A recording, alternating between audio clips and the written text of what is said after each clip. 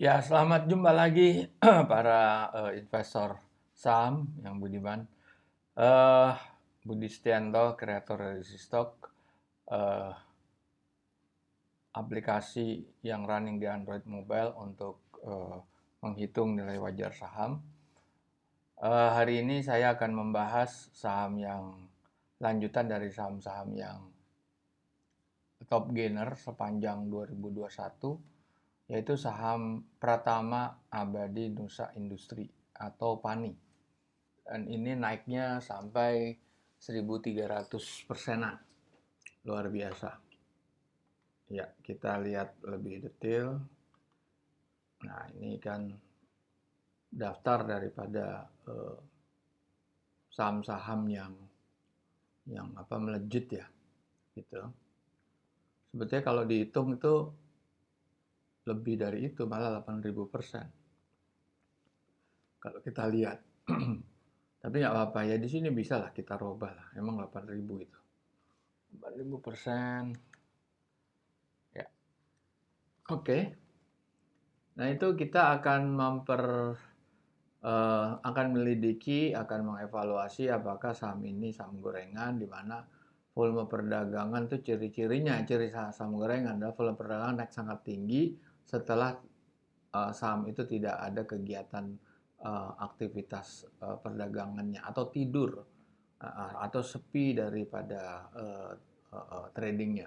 Kedua, berasal dari saham yang non blue chip, yaitu SAPIS 2 dan SAPIS 3. Berikutnya adalah saham yang kapitalisasi kecil, dan yang berikutnya adalah yang naik tidak berdasarkan fundamental, tetapi meskipun fundamentalnya tidak bagus, dia tetap bisa naik dan luar biasa. Ya, ya ini market cap. Market cap adalah perkalian antara harga pasar dan jumlah saham yang beredar. Oke, kita lihat. Nah, ternyata saham yang beredar itu hanya sekitar 400 jutaan. 36%-nya itu dimiliki oleh masyarakat. Ini saham ini sudah IPO sudah agak lama ya, 2018, dan harga IPO-nya waktu itu 108. Nah, ini yang terjadi, kita lihat.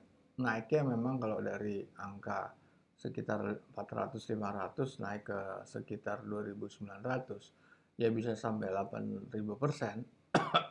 Di sini kriteria saham gorengan udah kelihatan.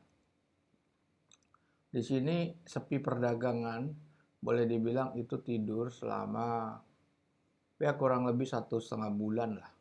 1,5 bulan dia tidur, tiba-tiba naik melejit tinggi sekali dengan eh, volume perdagangan yang sebetulnya nggak besar juga, tapi kelihatan melejit ke atas karena sebelumnya dia tidur selama 1 bulan penuh gitu. Akhirnya naik dengan volume yang sedikit, naik tinggi, dan ini masuk kategori saham gorengan kalau kayak gini. Kita lihat kondisi performance financialnya ya. Nah, kita lihat CAPEX memang malah turun bagus dibanding yang Q4 ini kan sudah setahun, kalau Q3 ini baru 9 bulan, jadi kita asumsikan aja. Nah, ini kan ya anggap kita nggak tahu 3 bulan ke depan, karena laporan keuangan tahunan tuh keluarnya nanti bulan Maret gitu atau Februari. Nah, ini turun, laba juga naik ya, naiknya juga luar biasa, naik 5 kali nih, dari 220 ke 1 miliar ya. Terus net current asetnya malah turun, tapi nah, iya dia turun.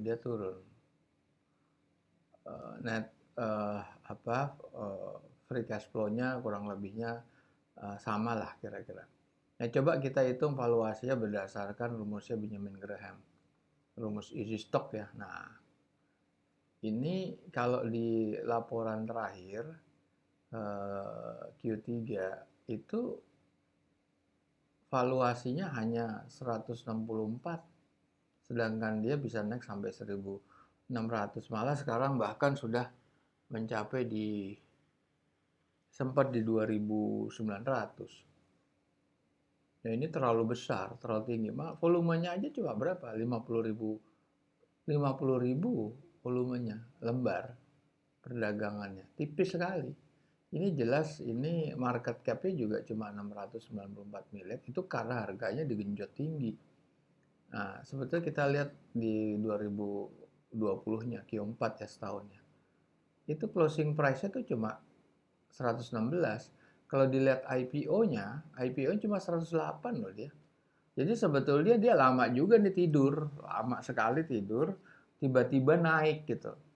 Nah itu waktu pas volumenya malahan ada volumenya waktu itu. Dan market cap-nya naiknya luar biasa juga, 30 kali lebih ya.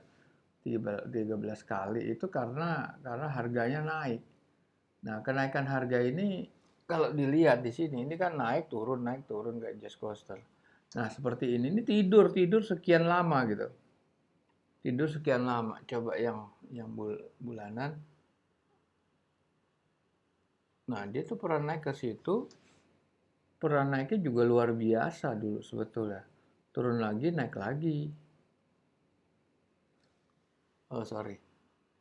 Saya pakai, nah ini dia nih. Ini tidur sekian lama nih, 1 tahun lebih, 2 tahun tidur.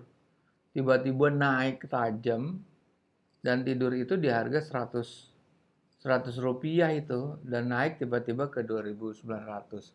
Makanya di sini bisa kita simpulkan, ini betul-betul saham bandar, udah jumlah saham yang beredar kecil, volume perdagangannya juga rendah, tapi harga sudah digenjot tinggi. Artinya ini bandar ini bermain dengan nomini-nomininya. Jadi perdagang antar mereka untuk memancing market untuk masuk ke dalam perangkap. Cuma yang jadi masalah volume dia tuh nggak naik. Volumenya kan tetap, nah di situ kan kelihatan di gambar yang kecil Anda itu.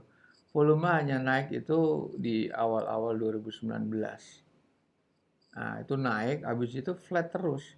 Waktu dia naik ke 2.900 dari level berapa? 300, 250. Itu juga volume perdagangan nggak ada. Berarti kan ini mereka yang merdagangkan sendiri. Baik, kalau gitu pemirsa kita berjumpa lagi di lain kesempatan. Sampai jumpa.